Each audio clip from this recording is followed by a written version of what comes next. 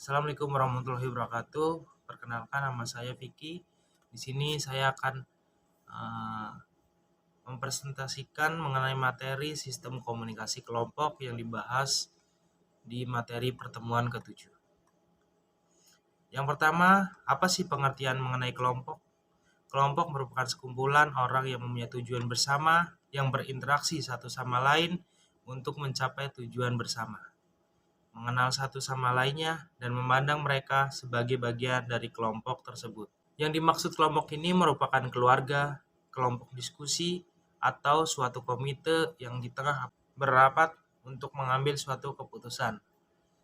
Dalam komunikasi kelompok juga melibatkan komunikasi interpersonal. Kemudian ada beberapa ahli menjelaskan mengenai pengertian kelompok itu sendiri.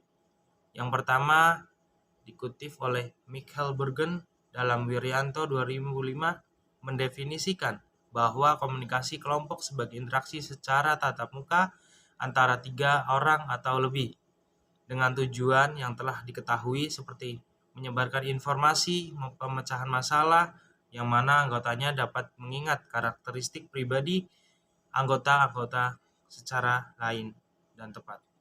Komunikasi tatap muka seperti komunikasi lebih dari 2 orang dan memiliki susunan rencana kerja tentu untuk mencapai tujuan bersama atau tujuan kelompok. Pengertian kelompok menurut Dan B. Curtis, James G. Ford, dan Cheryl L. Winsor 2005 halaman 149 menyatakan bahwa komunikasi kelompok terjadi ketika 3 orang atau lebih bertatap muka, biasanya di bawah pengarahan seorang pemimpin untuk mencapai tujuan bersama atau sasaran bersama dan mempengaruhi satu sama lainnya.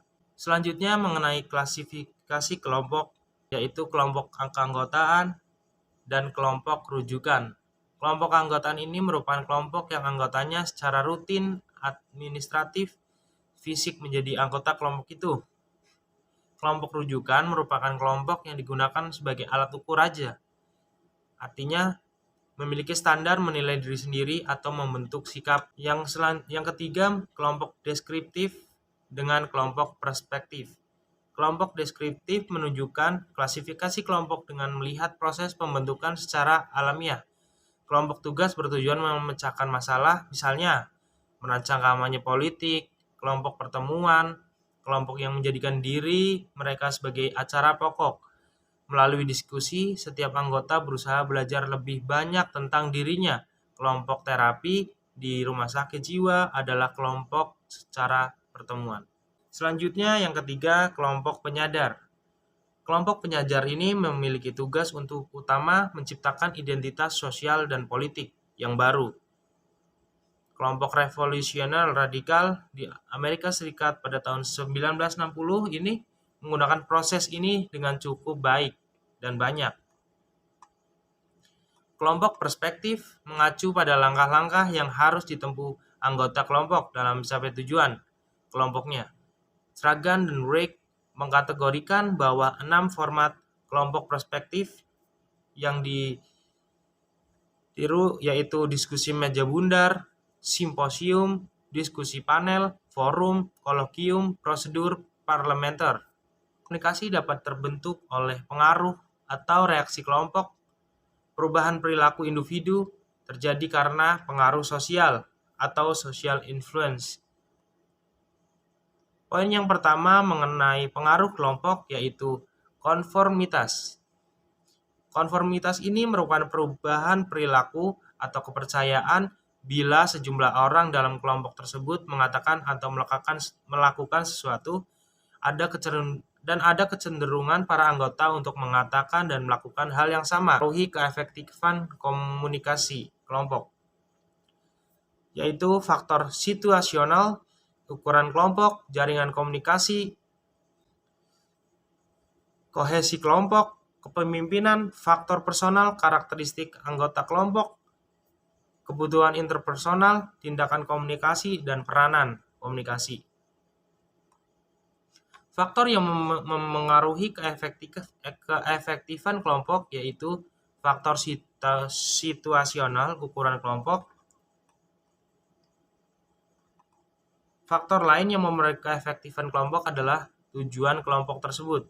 Bila tujuan memerlukan kegiatan konvergen untuk mencapai suatu pemecahan masalah yang benar, hanya diperlukan kelompok kecil supaya produktif. Adapun faktor yang memberi keefektifan dari segi faktor situasional atau jaringan komunikasi.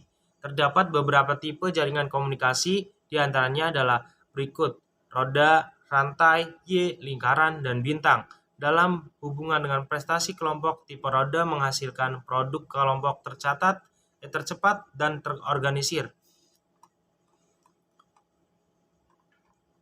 Jaringan komunikasi roda memiliki pengertian bahwa dalam proses komunikasi akan ada satu pemimpin yang menjadi sentral dari komunikasi ini. Yang kedua, ada komunikasi jenis rantai. Bisa digambarkan sebagai sebuah proses komunikasi berantai, di mana 1% dari sumber asli pemimpin akan diteruskan ke partisipan lain hingga ke partisipan paling akhir.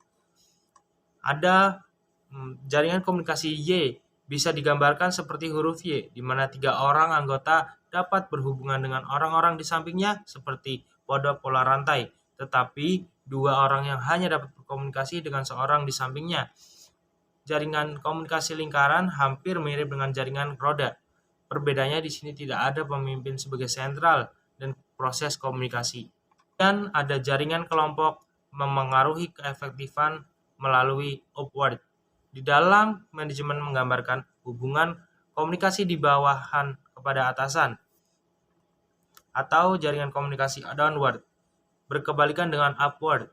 Komunikasi memberikan gambaran komunikasi dari atasan kepada bawahan, namun ada beberapa hal yang perlu dilakukan mengenai etika komunikasi atasan dengan bawahan ini supaya masing-masing pihak bisa saling terjaga tujuannya.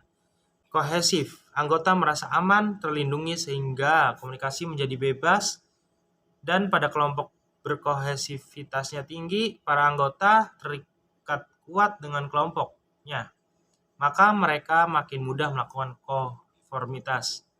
Pemimpinan adalah komunikasi yang secara positif mempengaruhi kelompok untuk bergerak dari tujuan kelompok.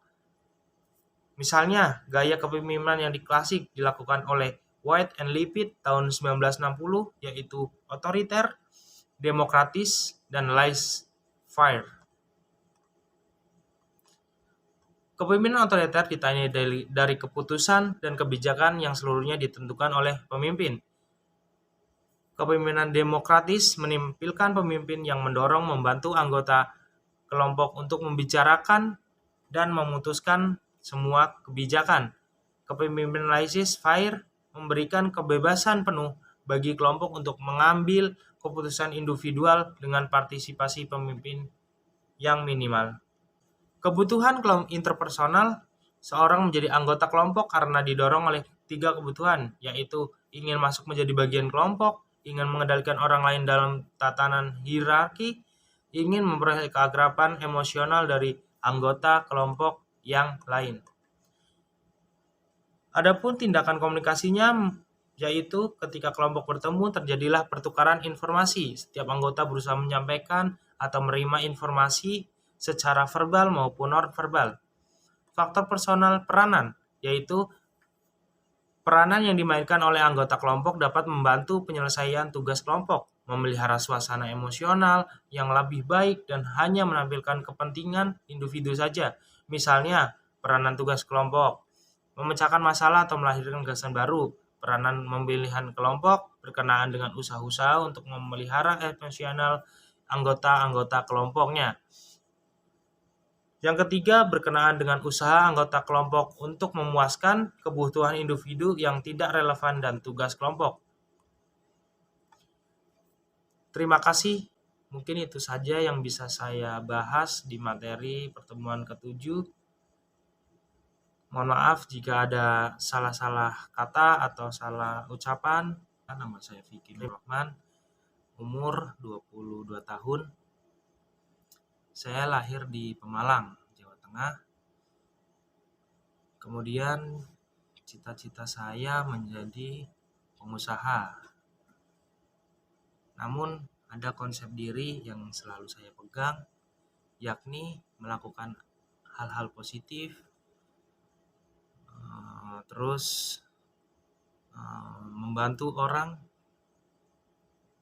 mencintai diri sendiri, dan menjalani konsep hidup yang baik. Misalnya ketika saya sendiri ingin menjadi pengusaha, maka konsep diri yang saya tanamkan selalu bersikap jujur. Dan untuk menjalankan sebagai pengusaha, maka saya seringkali berinteraksi dengan orang-orang yang menurut saya sukses dalam usahanya, dalam berwirausahanya, untuk bisa belajar mengenai apa yang dilakukan oleh orang-orang tersebut. Maka dari itu saya sendiri menggunakan konsep diri yang saya tanamkan, yaitu saya memiliki hobi fotografer. Maka dari itu saya gunakan kelebihan saya ini sebagai cara mendekati orang-orang seperti pengusaha, bisnismen, atau orang-orang berpengaruh lainnya. Di umur sekarang ini saya lebih fokus untuk belajar, untuk mencari teman-teman yang lingkungannya positif, lingkungannya yang baik, dan belajar banyak dari pengalaman-pengalaman orang. Intinya saya tidak mau saya seperti orang tua saya. Saya ingin merubah hidup keluarga saya. Mungkin itu saja konsep diri yang saya punya untuk menjadi seseorang yang saya impikan, yaitu pengusaha. Semoga impian saya dapat tercapai dengan menjalankan konsep diri yang saya tanamkan sejak sekarang. Terima kasih banyak. Wassalamualaikum warahmatullahi wabarakatuh.